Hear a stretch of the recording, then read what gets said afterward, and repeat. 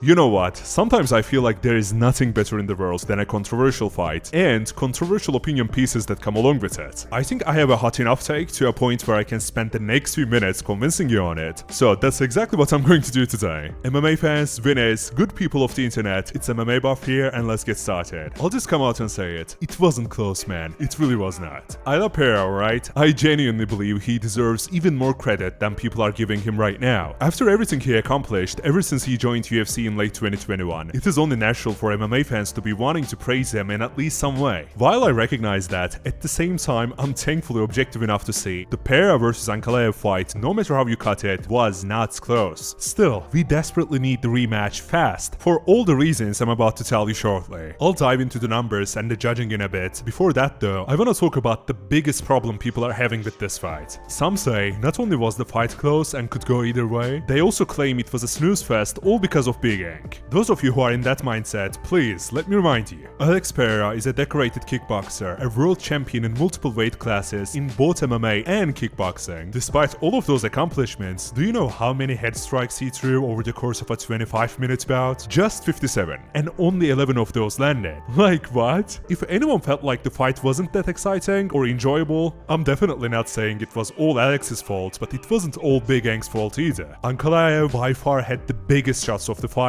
and setting aside his leg kicks, Pereira literally did zero damage. Yeah, the clinch control time gets a little cringe after a while, but it's not like Pereira stayed there for the fun of it, right? He tried to disengage and actually did escape defense multiple times, which led to him either getting caught with a few punches or barely escaping to properly reset. The most crucial part is, even after the times Pereira got himself off defense, he just did not throw anything of substance. If you turn the commentary and the sound of the crowd off, it is borderline impossible to say Pereira we all know and love showed up on this fight. I'm not saying that to take credit away from Big Ank, by the way, I'm just simply stating, while Pereira's ability to not get taken down impressed me quite a bit, I feel like he was way too cautious for a takedown to a point where he couldn't get something dangerous going on the feet. Even with the leg kicks, Big Ank was right there with Pereira over the course of the fight, and when it comes to the body and head significant strikes, the situation was way too dire to score this fight in favor of Pereira. If you're a reasonable person, that is. Okay, now you might say, you made your point, but then what? The fight wasn't close, so why do we need a rematch? Well, you see, in this sport, there is one thing that's even more important than objective results of fights, and it is the fans' perception of a fight. Even though I think they are in the wrong, a significant portion of the fan base do not accept Big Ank as the decisive, undisputed champion. So a rematch is desperately needed, not only for Pereira so that he gets his second chance, but also for Ank to prove himself yet again. I really don't see Ankalaev fighting someone like Yuri, Jan, or any of the other top light heavyweights as the correct move here. I also always thought Pereira moving up yet again to fight Aspinall made zero sense. We first need Tom to fight John so that we can know who is the real champion of the heavyweight division, you know? Only then, maybe a move by Pereira for a super fight could make sense. However, even if that were to happen, I just know Tom or John doesn't matter. Both of them would take Pereira down and submit him most likely. Once again, before we can start dreaming about a super fight like that, we need the Pereira vs Ankalaev rematch to put this light heavyweight business to rest as soon as possible. If Pereira comes out victorious from the rematch, by the way, you just know Big Ank is not getting a rematch from then on, so the stakes for the second fight will be incredibly high for both fighters. I sincerely hope the high stakes will result in a high action, tense, yet also interesting at the same time type of fight, if that makes any sense. But yeah, we need the rematch, we need it quick, I just can't wait for it. That's more than enough yapping from me. Let me know what you think down in the comments. I'll make sure to reply to each and every one of you, I promise. For more MMA content and hot takes just like this one, please do feel free to subscribe, alright? Cheers!